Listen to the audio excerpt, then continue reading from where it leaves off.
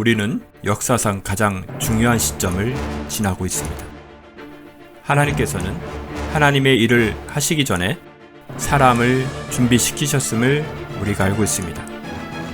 하나님 말씀은 마지막 때에 대추수, 대부흥의 때가 있다고 분명히 예언하고 있습니다. 아멘. 하나님의 말씀이 그대로 성취될 것을 믿습니다. 예레미야 눈물은 잠자는 교회와 영혼을 깨우기 위해 노력하고 있습니다. 이 가슴 뛰는 일에 함께 하길 원하시는 분은 카카오 채널로 연락 주시기 바랍니다. 당신은 위대한 하나님의 사람입니다.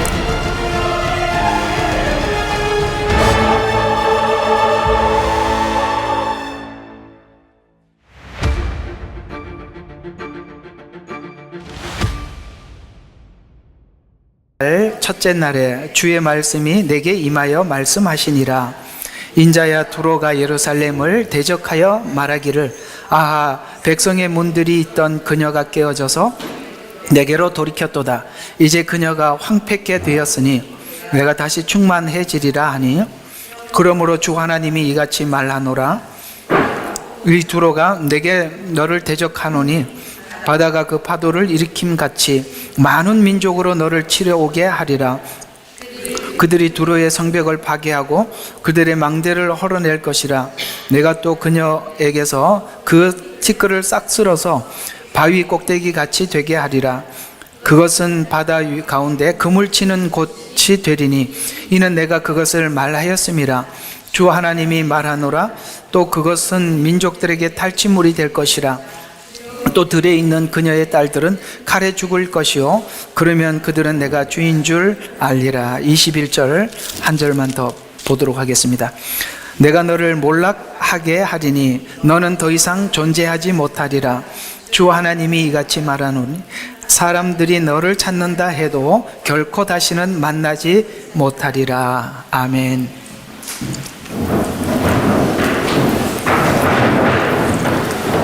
우리는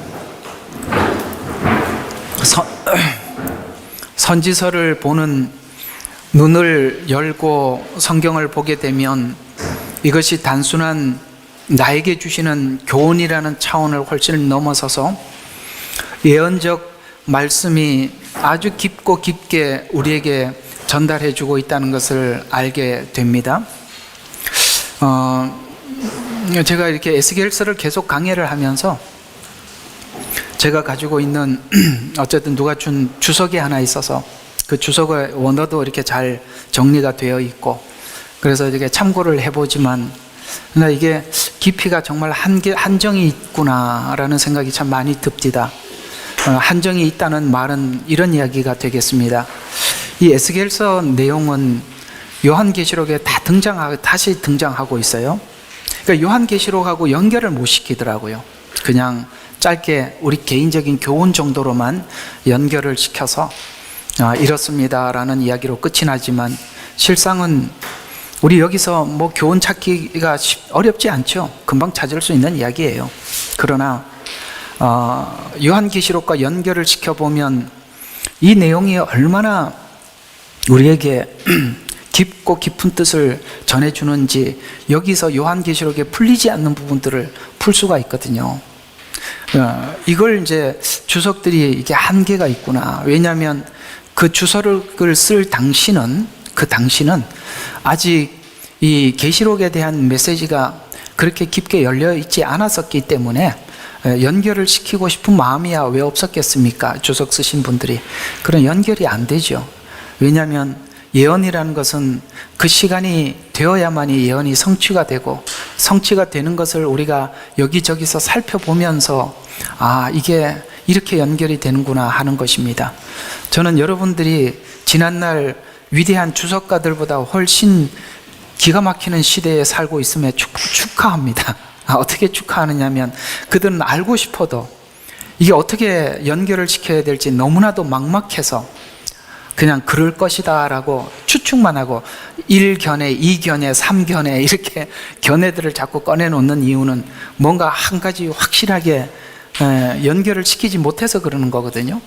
우리는 지금 이 마지막 때 예언이 성취되는 것을 여기저기서 선명하게 보고 있는 그 시대에 살아가고 있기 때문에 우리는 주석을 저절로 이해하게 되고, 아, 이게 그 말이구나 하고 지금 이 현 시대에 딱 접목을 시켜보면 확 풀려버리는 것이죠. 그래서 여러분들은 정말 훌륭한 주석가들입니다. 만약에 여러분들이 한 400~500년 전에 가서 지금처럼 이렇게 주석을 풀면 정신 나간 주석으로 이렇게 밖으로 논외로 나가 있겠지만, 이제는 이것이 뭔지 우리는 정말 선명하게 보는 이 시대에 살아가고 있습니다.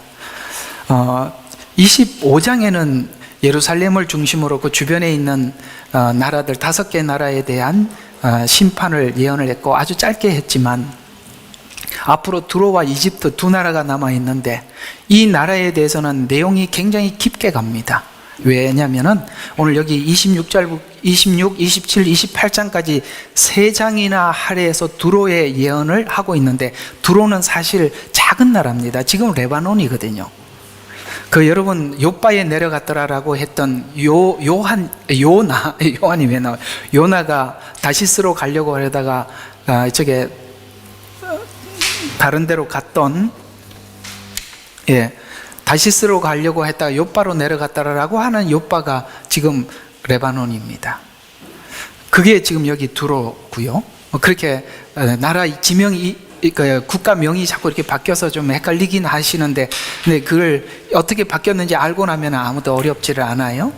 그런데 이 두로가 작은 나라잖아요. 레바논 작지 않습니까? 그런데 왜 이렇게 예언을 길게 하느냐면, 어떤 두로는 굉장히 중요한 상징성을 가지고 있기 때문에 그런 겁니다.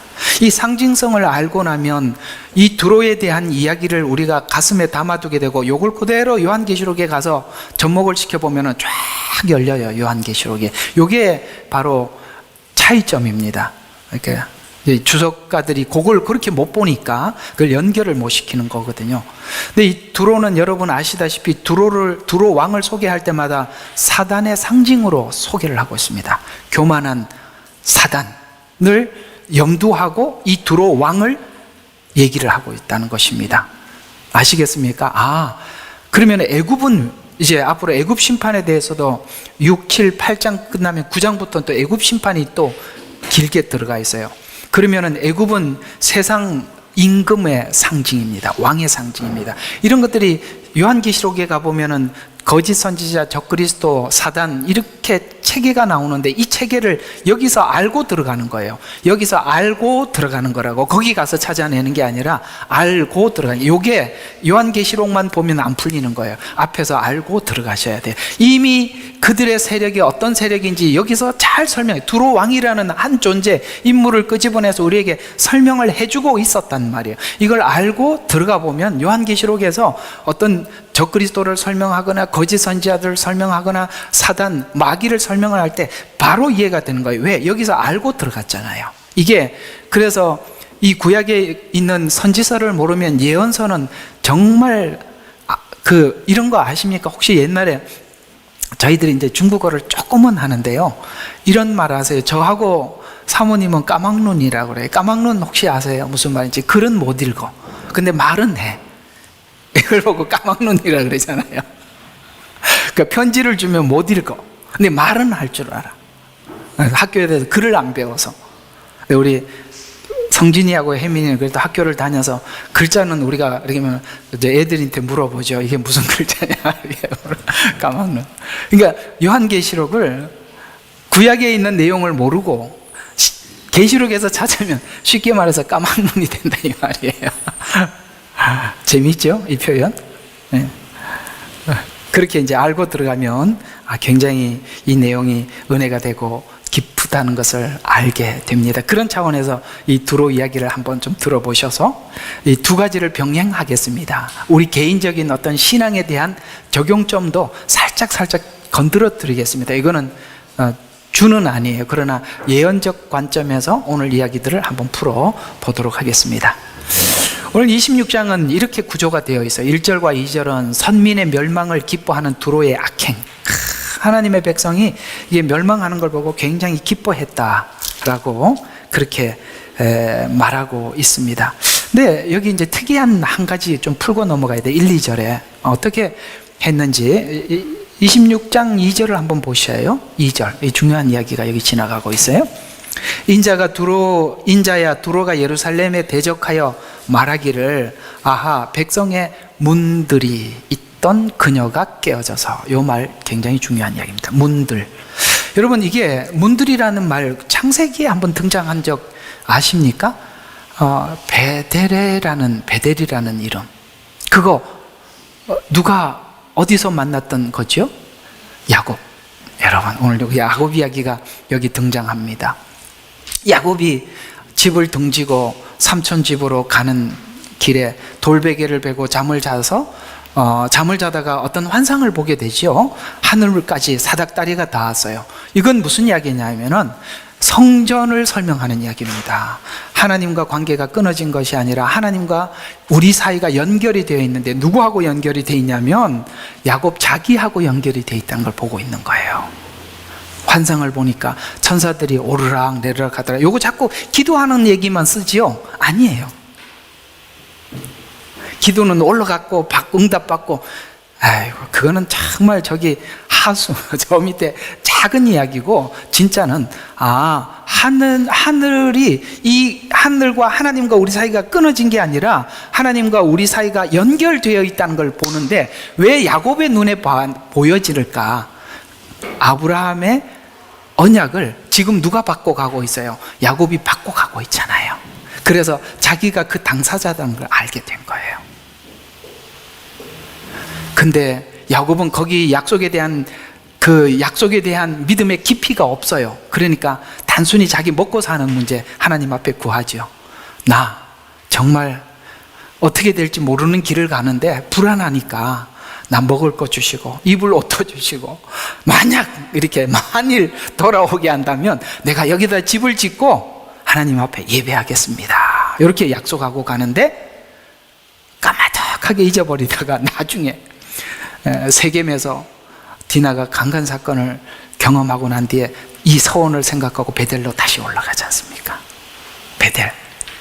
오늘 여기 보니까 이들이 놀라운 게 있어요. 두로는 이스라엘이 베델이라는 걸 알아요.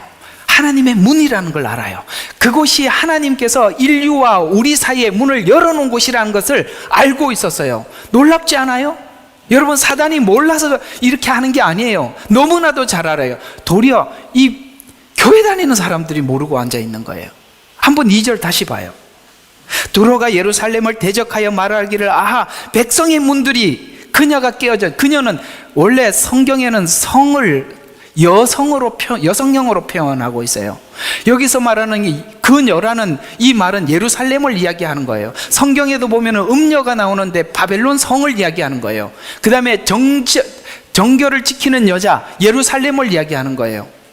그래서 왜 여성형으로 성을 쓰느냐면 거기에 있는 국민들을 마치 어머니가 자식들을 품고 있듯이 품고 있다는 차원에서 여성명사로 쓰는 거예요. 항상 남성명사가 아니라.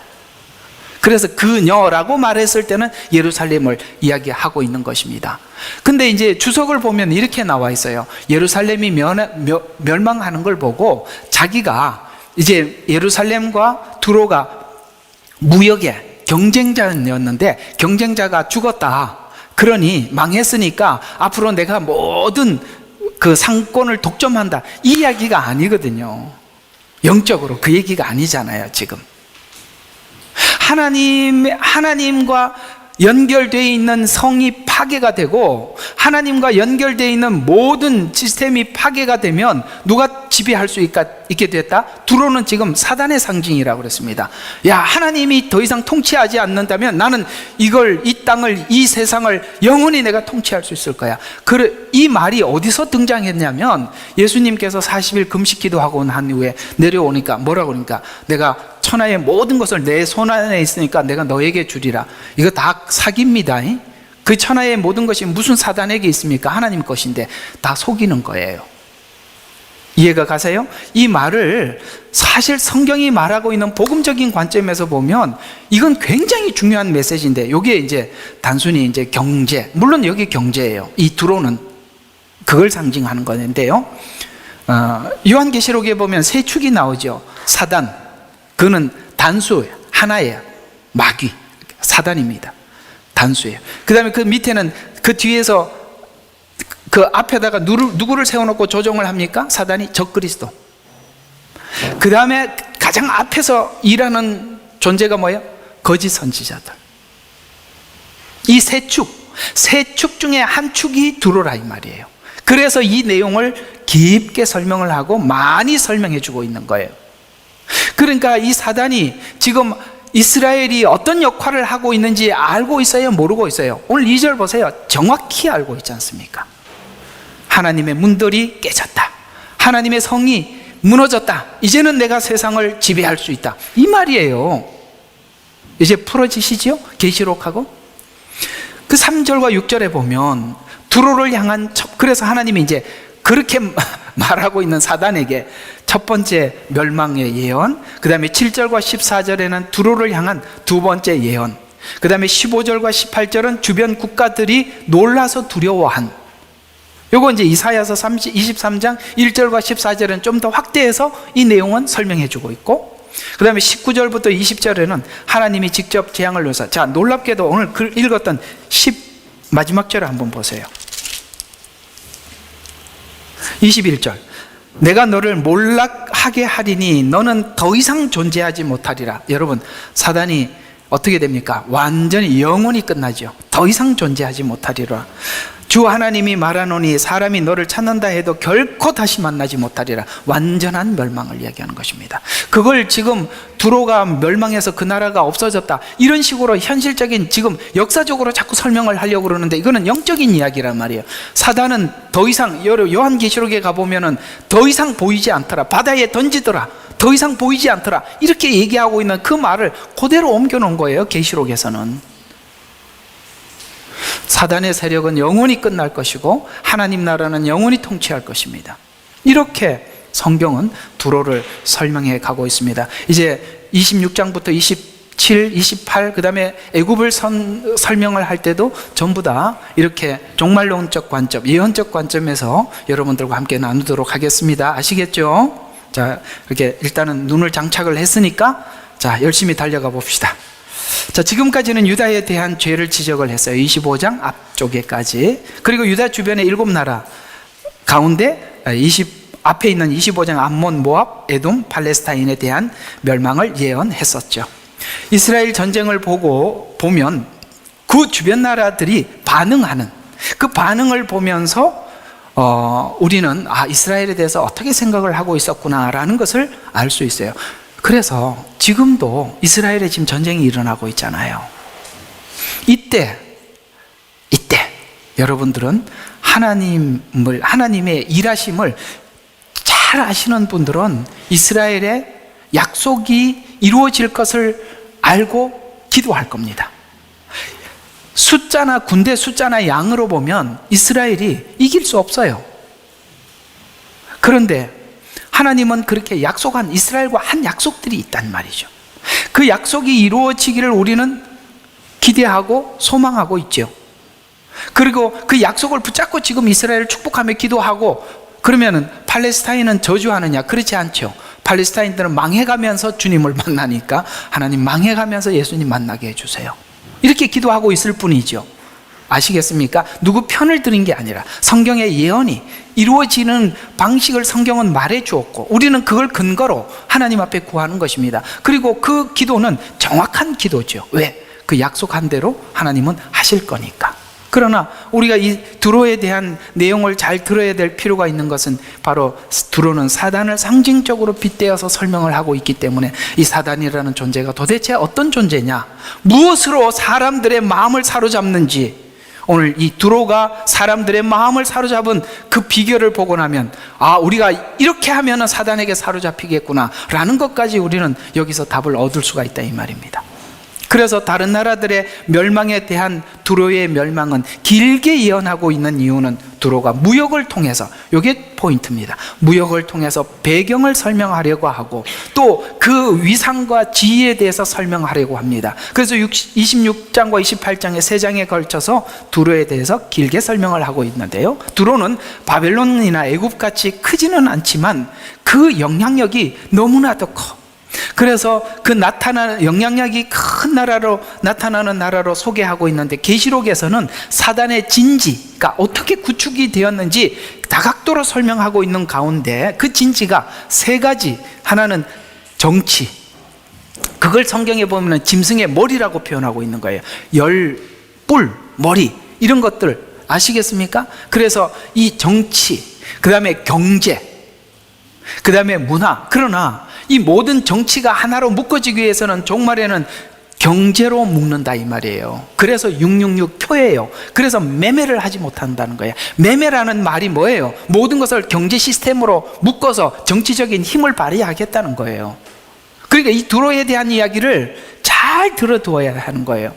그래서 여러분, 야고보서에서도 우리에게 종말을 살아갈 때 우리가 주의해야 될 것에 대해서 너희가 많은 재물이 너희 마음을 찔렀도다, 이렇게 말씀하고 있듯이 이 마지막 때는 정말 이 물질을 어떻게 하나님 앞에 사용해야 되는지 묻고 정말 신중하게 써야 되는 거예요. 나중에는 아무 소용이 없을 수도 있어요. 그래서 예레미야 27장에서는 바벨론 연합회의에 두로가 참석한 걸로 나와 있어요. 이게 뭡니까? 바벨론은 사단의 상징이에요. 거기에 누가 같이 참석해서 이 작은 나라인 두로가 참석하고 있어요. 왜요? 모든 시스템을 묶어주는데 가장 앞에 서서 일을 했거든요. 그래서 27장에 그렇게 나오는 것입니다. 그래서 부와 힘과 군사적 능력과 지정학적 위치와 같은 인간이 의지할 수 있는 수단 방법이 있기 때문에 두로는 교만해서, 두 가지 때문에 교만했어요. 하나는 엄청난 부, 두 번째는 뭐냐면은 정말 천연적인 요새가 있어요. 그래서요, 바벨론 왕이 와서요 오랫동안 전쟁을 했는데 이 두로를 결국 멸망시키지 못했어요. 왜냐하면 그들이 육지를 공격하면 해양으로 도망가고, 해양을 공격하면 육지로 도망가서 이 지역을 점령할 수가 없어요. 그리고 워낙 많은 돈이 있기 때문에 계속 외부의 도움을 받는 거예요. 그래서 여러분, 이 두로는요, 바벨론이 이스라엘을 침공했을 때 멸망하지 않고요, 언제 멸망을 하냐면은 알렉산더 왕이 와서 멸망을 시킵니다. 굉장히 오랜 시간이 걸려요. 그만큼, 그러니까 왜 그들이 교만한지 아시겠습니까? 부와 그 다음에 천연적인 요새, 우리가 뭘 하나 의지할 게 없는 게 축복된 거예요. 뭐 바라볼 게 없잖아요. 전 이 많은 분들 막 너무 힘들어요, 중내 산에 하더라도 나는 그게 고맙습니다. 중내 산에 해야 하나님을 의지하지. 예. 뭐 지금 또 의지할 만한 게 있으면은 그거 쳐다보고 앉아 있을 거 아니에요. 예. 참 우리 속에 나오는 깊은 신앙 고백도 주님만 바라볼 수밖에 없는 여건이 돼서 나오는 신앙 고백이라는 것도 아시죠? 예, 여기 다 비슷한 사람들 모였으니까 알아들을 줄, 여기 부자는 별로 없는 것 같아요. 자, 그래서 이스라엘의 멸망을 보자 이렇게 반응해서, 오늘 아까 말씀드린 2절에 백성의 문이 있었던 그녀가 깨어져서 내게로 돌이켰다. 그녀가 황폐해야 돼. 내가 다시 충만하리라. 이 충만은 이제 하나님이 간섭하지 않으니 내가 마음껏 사람들을 끌어모아서 사단의 세력에게 바칠 수 있게 되었다. 이런 표현으로 사용해도 무방하겠습니다. 예루살렘의 멸망은 두로에게는 희소식이었습니다. 이와 같이 사단은, 하나님의 문인 이스라엘의 멸망은 두로의 상징인 사단에게는 하나님께서 더 이상 세상을 통치할 수 없다, 그러니까 하나님이 더 이상 들어올 수 없는 그 문이 깨져버렸으니까, 들어올 수 없으니까 내가 세상을 통치할 수 있게 된 희소식이라고 이해하고 있는 거예요. 사단이 이렇게 생각하고 있다는 걸 아시라 이 말이에요. 참 짱구지요. 참 바보지요. 하나님이 문이 없으면 못 오시나요? 이렇게 단순한 거예요. 예. 하나님은요, 분명히 이렇게 말씀하셨어요. 이스라엘이 없다고 하나님의 일이 끝나는 게 아니에요. 하나님은 왜 이스라엘을 통해서 계속 하시냐면 당신이 약속했기 때문에 하고 있는 거예요. 이스라엘이 특별해서가 아니에요. 하나님은요, 저 돌들로도 아브라함의 후손이 되게 하시는 분이세요.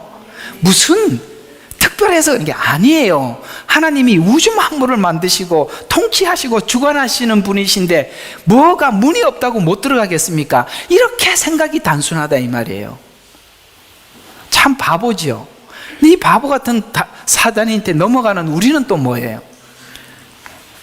그래서 사단은 이스라엘이 멸망해 말씀과 언약을 끊어놓거나 그 다음에 예수님이 초림하지 못하게 하거나 재림하지 못하게 하거나 그런 데다가 모든 힘을 쏟는 거예요.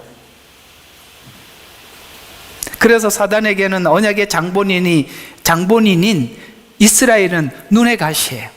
어쩌면 여러분들이 마지막 때 하나님이 쓰시기 위해서 하나님께서 훈련시키는 여러분들도 사단에게는 눈의 가시일걸요. 그러니 괴롭힘이 심한 건 어쩔 수 없는 거예요. 아이고, 이렇게 생각해보면 그런 생각이 들지 않으세요? 남들은 다 편히 신앙생활을 하는데 나는 왜 이렇게 힘드나? 그런 사람만 아주 따로 모아둔 것 같아, 이 교회 안에다. 나만 왜 이렇게 힘드나? 이렇게 뭔가 목적이 있는 거예요. 아까 말씀드렸잖아요. 여러분, 야곱은 그 이상 밑에서는요 절대 훈련이 안 됩니다. 요셉은요, 요셉 아버지가 누구죠? 야곱이죠. 아유, 이게 제가 이런 데도 설교하는 게 대단하지 않습니까? 그렇잖아요. 근데 야곱이 요셉을 얼마나 사랑했어요. 맨날 채색 옷, 여러분 채색 옷만 입혀가지고 그 나중에 인간 되겠어요? 근데 보내야 되는 거예요. 그래야 하나님의 사람이 돼서 돌아오는 거예요. 그래서 여러분 인생에 왠지 남 모르게 고달프고 남 모르게 외로웠고 고독한 이런 많은 시간을 왜 나는 보내야만 하는가? 그건 뜻이 있는 거예요. 그러니 여러분 지금 힘들더라도 그래서 많이 우세요. 많이 외로워하시고 혼자 눈물 철철 흘리고 다니시라고. 괜찮아요. 하나님 안에 있으면 다 유익합니다. 목소리 봐라. 예.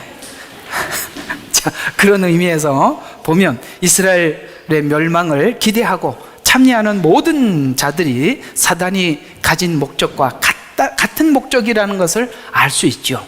그래서 거기에 동조하는 모든 세력들은 그 사단이 가지고 있는 생각과 같은 생각을 하기 때문에 그러는 거예요. 여러분, 그 베드로 후서 2장인가 거기 보면 경건하지 아니한 자들을 경건하지 않게 하시고 경건하지 않는 그들을 모두 다 사단에게 이렇게 악의 세력에게 내어주시고 이런 말씀이 나와요. 경건하지 않아서 그러는 거예요. 우리가 하나님 앞에 가져야 될 것은 내가 하나님 앞에 훈련을 받든 안 받든 우리는 이 마음은 모두 다 가지고 있어야 되는 거예요. 어떤 마음? 하나님 앞에 경건하게 살고자 하는 이 경건함을 늘 우리가 유지하고 살아야 되는 거예요. 그걸 가지지 않는 순간 우리는 무너지고 마는 거거든요. 그래서 이 이스라엘의 멸망은 이들에게는 희소식일 것입니다. 이 예언을 했던 1절은 왜 굳이 날짜를 밝히는가 한번 보세요.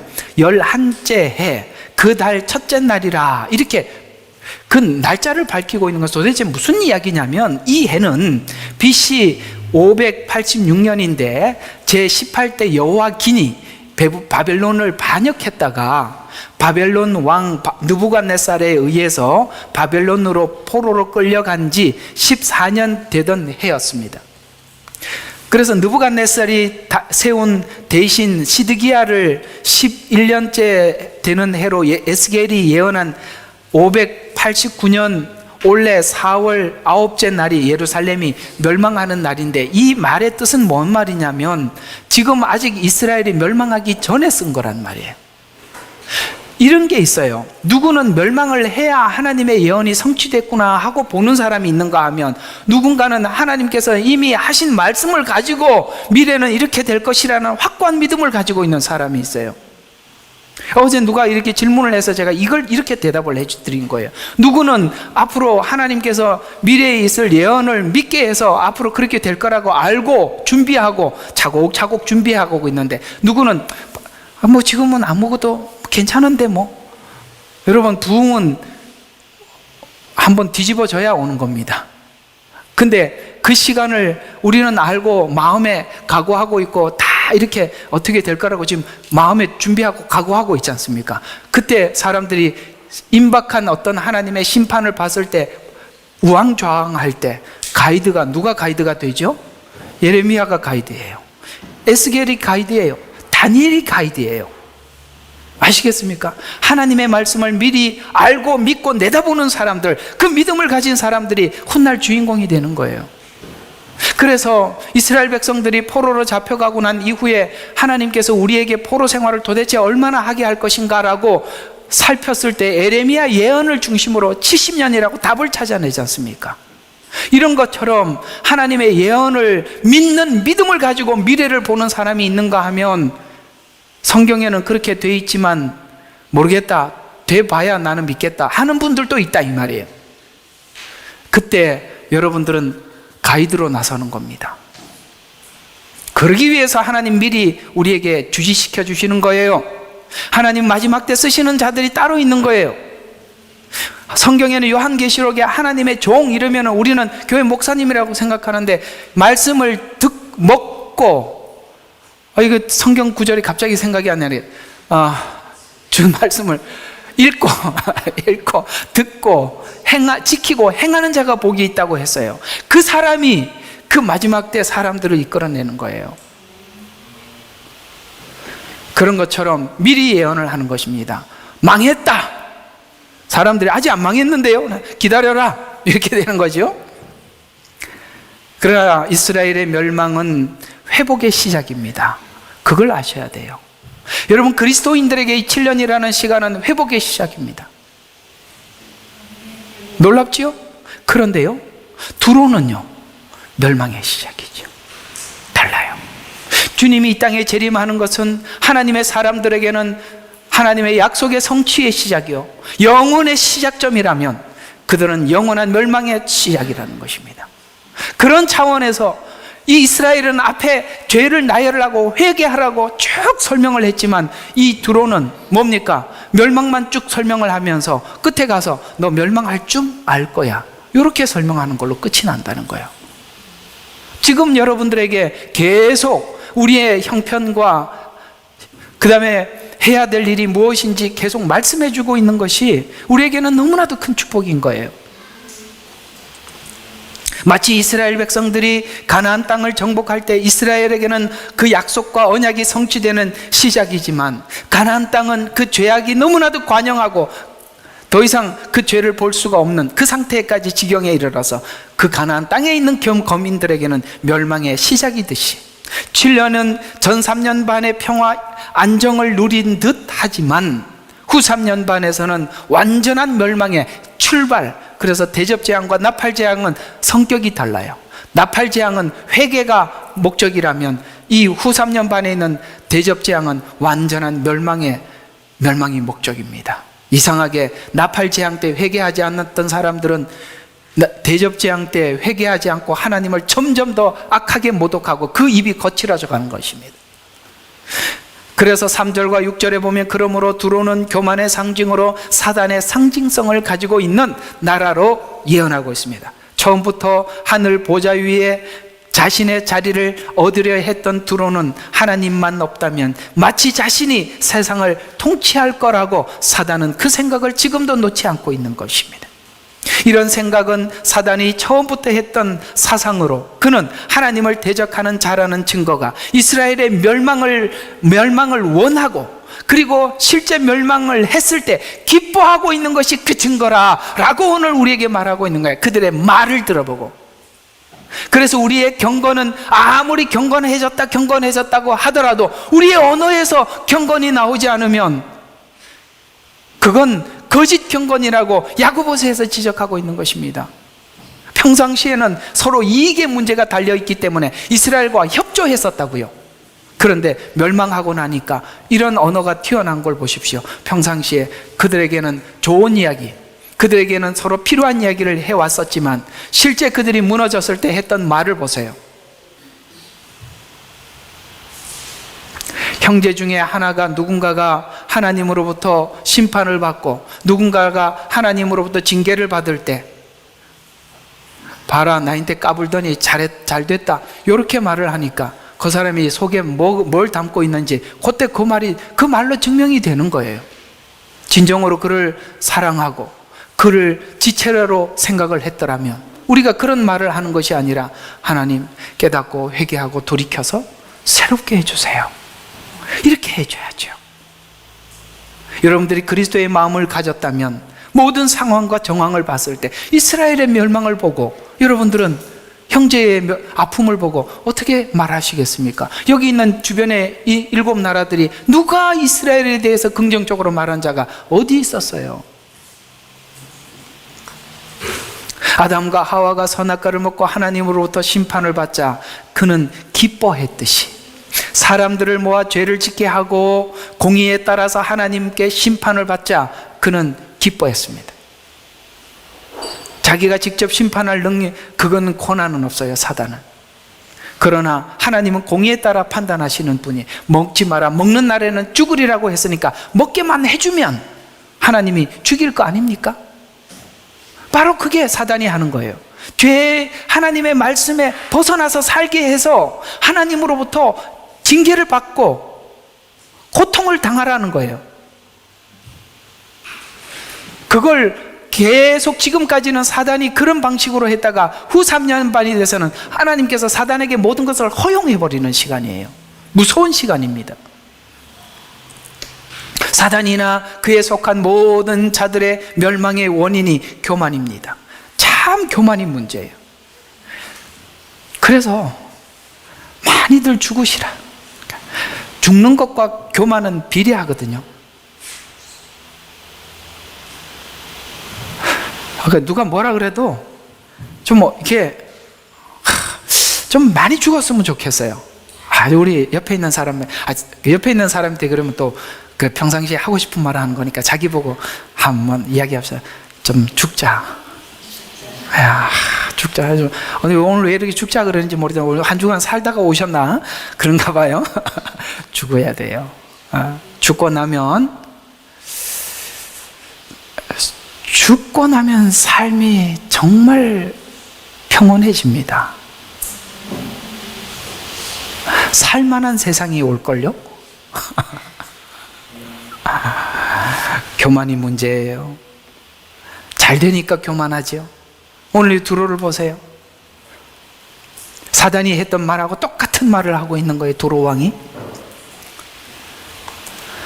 그래서 오늘 3절에 보면 많은 민족이 너를 치러 올 것이다. 이제 이스라엘에게 그렇게 얘기했던 두로를 향해서 하나님이 대적하여 견고한 요새가 무너질 것이다. 두로는 완전히 멸망할 것입니다. 이 예언은 느부갓네살 왕에 의해서 시작되고 알렉산더 왕에 의해서 이 예언이 성취가 됩니다. 5절에 보면 그들이 가진 막대한 부가 자신을 멸망케 했다고 했습니다. 축적한 부는 모두 이방인의 노략거리가 되고, 그 모아두면 뭐합니까? 다 노략거리가 돼서 다 뺏길 텐데, 이런 과정을 통해서 그들은 내가 주인 줄 알리라고 합니다. 애굽, 바벨론, 두로는 성경에 상징성 있는 도시와 왕들로 우리에게 소개해주고 있어요. 정치, 경제, 군사적으로 부족함이 없어 보이고 세상 모든 사람들에게 영향력을 행사하고 모든 시스템을 하나로 연결해 세상을 통치하고 지배해 왔습니다. 이게 참 무서운 게 뭐냐면 사람들에게 영광을 받는 어떤 높은 지위를 한번 얻고 그 맛을 보고 나면 사람들이 그걸 내려놓지를 못해요. 이렇게 보면 정치인들이 보면 그걸 볼 수가 있어요. 한 사람들이 국회의원을 한번 하고 나면 그 특권들이 얼마나 많아요. 그러고 난데 다음번에 이거 안 되면 어떻게 하나 하고 그 살면서 그렇게 처음에 정직해 보이던 사람도 가면은 그 다음부터 그 욕심이 발동해서 교만이 들어오니까 방법이 없는 거예요. 그래서 저는 여러분들에게 맨날 없어서 하나님 앞에 겸손하게 살 수밖에 없는 사람이 되라고 말하고 싶지는 않아요. 많이 있어도 여러분을 다스릴 수 있는 사람이 되시기를 바라요. 그건 여러분들이 청직이라는 걸 잊지 않으면 되는 거예요. 여러분과 저의 모든 것은 우리가 주인이 아닙니다. 두로는 자기가 가지고 있는 부가 자기 거라고 생각하고 있기 때문에 교만한 거예요. 청지기는 교만하지 않아요. 왜요? 그건 내게 아니잖아요. 주인 거잖아요. 그럼 주인이 보관하라고 준 거잖아요. 그럼 보관하라고 준 거라면 주인이 달라 그러면 그냥 내주면 되는 거예요. 주인이라고 생각하면 못 내주는데 청지기라고 생각하면 언제든지 내줄 수가 있는 거잖아요. 청지기. 우리는 다 청지기라는 걸 잊어서는 안 돼요. 예, 잊어서는 안 돼요. 오늘 이 두로가 이렇게 많이 모아두었더라도 하나님이 한번 치니까 이 모든 것이 다 노량물이 되고 말았던 것이에요. 이 내용을 기반으로, 오늘 이 두로의 이야기를 기반으로 요한계시록에 기록된 내용을 이렇게, 이 내용을 영원히 멸망하리라, 보이지 아니하리라 라는 말을 계시록 18장 2절에는 바벨론은 마귀에 거쳐 더러운 영의 속을 가증한 새의 속을이라 이렇게 말하면서 인간의 탐욕과 함께 정교하게 만들어진 바벨론 시스템의 기획자가 마귀였음을 지적을 하고, 왜 사람들은 이 바벨론의 그 마귀에게 협조를 할까? 바로 이 바벨론 시스템에 모여들어서 연합했을까? 마치 선악과 같이 탐스럽고 보암직스러워 보였던, 오늘 요한계시록 18장 3절에 보니까 음행의 포도주에 취해서 이 물질의 그 넉넉함에 사람들이 푹 빠져버리는 거예요. 그래서 음행의 포도주에 취해서 상인들이 그녀의 사치와 풍요함에 부요하게 됐습니다. 여러분, 바로 이 부분을 아셔야 돼요. 사치, 부요, 이것이 우리를 좀먹게 만들고 우리가 그것으로 인해서 그들에게 협조하게 될 수밖에 없는 사람으로 만들어버리더라는 거예요. 사실 우리가 물질을 다스린다는 것은 굉장히 어려운 이야기입니다. 그러나 그걸 다스리고 나면 우리는 모든 것에서 자유할 수가 있어요. 대부분이 보면 그런 문제로 인해서 돈을 벌려고 할 겁니다. 누구에게 자존심 상하는 일을 당하고 싶지 않아서 모으려고 할 겁니다. 그러나 그런 일을 그냥 당해버리도록 나를 내버려 두기 시작하면 우리는 거기에 더 이상 욕심을 갖지 않아요. 풍요로움, 사치, 기억하세요. 사치. 요즘 그 애들이 정말 하면 안 되는, 학생들조차도 그런 일들을 하는데 왜 하냐고 물어보면은 명품 가방 사려고 한다는 거예요. 제가 무슨 이야기인지 아시리라 믿습니다만, 왜 그렇죠? 사람들이 거기에, 성경에 보면 이걸 보고 마술이라고 표현하고 있어요. 계시록에서는 마술. 사람들이 거기에 속고 있는 거예요. 여기는 사치라고 표현하고 있지 않습니까? 요한계시록에는. 그냥 아무 거 쓰세요. 주는 대로 사세요. 차 타고 다니는 것만 해도 감사하지 않아요? 안 걸어 다니는 게 얼마나 감사해. 그냥 주시는 대로 살면 돼요. 그래서 교만, 사치, 풍요, 이런 인간의 본성적인 본성에서 벗어나지 못하면 악의 영에 의해서 만들어진 세상 풍조에 밀려다니는 자들이 거기서 나오지 못한다는 것입니다. 그래서 요한계시록 18장 17절에 막대한 부가 일시에 황폐하게 되었도다. 아까 이게 다 노량물이 되었듯이, 그러므로 모든 선장과 선객과 선원들과 바다에 장사하는, 여기 보니까 이 두로를 이야기할 때 바다라고 이야기를 하고 있다는 거예요. 이상하지요? 놀랍지요? 여기서 이 이야기가 벌써 다 만들어져서 계시록에서 설명을 하고 있거든요. 그들은 여러분 아시다시피 요빠는 항구예요. 거기는 많은 수출을 하는 그 출입국에, 그래서 이렇게 지구상에 보면은 중요한 항구들이 있어요. 그 항구들은 다 부유합니다. 고린도 교회도 항구 도시예요. 굉장히 넉넉해요. 문제가 많아요. 교회가 제일 문제가 많아요. 그런 것처럼 여기 이곳도 바로 여기 선원, 선객, 바다 이런 말들이 나오는 거 보면 무역이구나 라는 것을 알 수가 있습니다. 그들이 중간에서 무역을 하면서 얻은 많은 유익을 가지고 세상을 지배하고 통치하고 있었던 것입니다. 7절과 14절에 보면 두로가 어떻게 멸망했는지 내용을 매우 구체적으로 기록하고 있는데, 마지막 심판은 상상이나 추상적인 것이 아니라, 상징적인 것이 아니라 실제적인 이유는 이미 과거에 이 두로의 종말이, 멸망이 있었고 과거의 사건을 기반으로 종말에 그대로 우리에게 재현될 것이라는, 그래서 어제도 있었고 지금도 있고 앞으로 있을 주님이라 이 말이에요. 그것이 사건이 옛날에 과거에 있었던 그것이 미래에도 똑같이 일어날 것이다. 예언은 하나님께서 막막하게 설명한 것이 아니라 실제 과거에 있었던 사건을 그대로 기반으로 미래의 예언을 말씀하고 있었어요. 그래서 7절과 12절에 느부갓네살 왕이 실제로 와서 말, 병거, 기병, 군대를 데리고 와서 딸들을 칼로 죽이고 운제를 만들어, 운제는 뭔지 아시죠? 성을 정복하기 위해서 그 바깥에서 그 성 비슷하게 만들어서 이렇게 하는 있어요, 운제. 그래서 토루를 쌓고 이렇게 흙을 쌓아서 그 다음에 전쟁 기계로 장치할 것이며, 도끼로 망대를 부수고 성문으로 들어갈 때 수레와 병거들 소리가 진동할 것이다. 재물을 탈취물이 될 것이고 성벽은 헐리고 가정은 파괴될 것이다 라고 구체적으로 예언을 하고 있다 이 말이에요. 구체적으로. 여러분, 그래서 이 종말에 일어날 하나님의 심판이 추상적인, 믿어도 되고 안 믿어도 되는 것이 아니라 과거에 실제 있었던 매우 구체적인 사건이 미래에 일어날 것이다 이 말입니다. 그래서 이 멸망한 이후에 13절과 14절에 보니까 노래 소리가 그치게 될 것이고 하프 소리도 다시 들리지 않을 것이고 더 이상 건축되지 못할 것이다 라는 말이 요한계시록에 똑같이 18장 22절에 이 말을 그대로 인용을 하는 것입니다. 그래서 18장 22절에 보니까 하프 타는 소리와, 이건 뭐지요? 우리가 인생을 살면서 자기를 달래기 위해서 만든 음악이에요. 그래서 창세기에 보면은 가인의 후손들이 음악하는 자가 있었더라라는 이 음악은 하나님 없는 사람들이 자기 마음을 달래기 위해서 만드는 음악들이에요. 그런데 여러분, 사단이 하나님을 찬양하는 성가대장이라는 거 아십니까? 음악에 대해서 얼마나 집요하게 우리의 신앙을 훔쳐가는지 아십니까? 그래서 듣는 음악을 굉장히 조심해서 들어야 되는 것입니다. 그래서 하프 타는 음악하는 자와 피리 부는 자들의 소리가 결코 다시는 들리지 않을 것이고, 어떤 공예 종사자, 장인일지라도 내 앞에 찾아볼 수 없는 이런 명품을 만드는 사람들이에요. 그 다음에 맷돌 소리가 더 이상 들리지, 맷돌 소리는 아침에 그들이 맷돌을 가는 거예요. 하루를 시작하는 힘찬 소리예요. 그게 없어졌다 이 말이에요. 그 다음에 뭐가 없어지죠?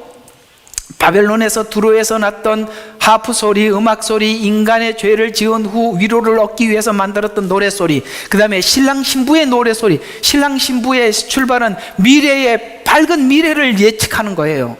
그 부부가 가정을 이루고 앞으로 국가를, 가정을 이어서 앞으로 계속 이어질 어떤 자자손손의 후손, 이걸 이야기하는 것입니다. 그것이 모든 것이 다 끝난다. 여기서 단순히 두로가 끝난다는 이야기가 요한계시록에서는 확장해서 설명을 하고 있잖아요. 어떻게 어디까지 망하는지, 아무것도 없어진다는 거예요.